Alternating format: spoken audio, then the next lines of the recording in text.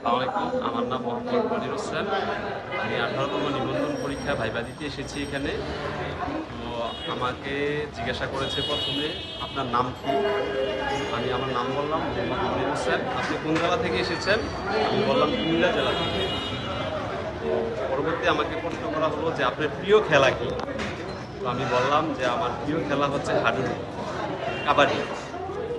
তখন স্যার আমাকে second time প্রশ্ন করলেন যে কাবাডি খেলায় কতজন প্লেয়ার মাঠে থাকে? তো আমি বললাম যে প্লেয়ার মাঠে থাকে 7 জন আর অতিরিক্ত প্লেয়ার থাকে 5 জন। তারপরে আমাকে থার্ড প্রশ্ন করলো যে কাবাডি খেলা এবং হাডুডু খেলার মধ্যে কোনো পার্থক্য আছে কিনা।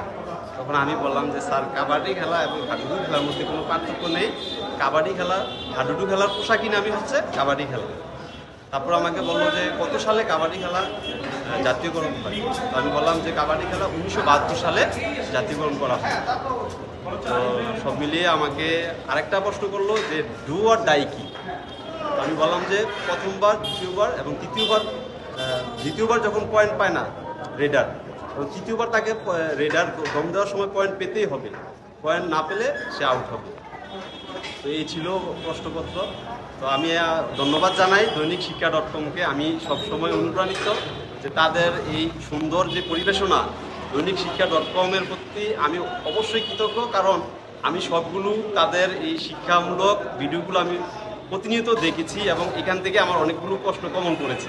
ধন্যবাদ দৈনিক শিক্ষা .comকে। আমি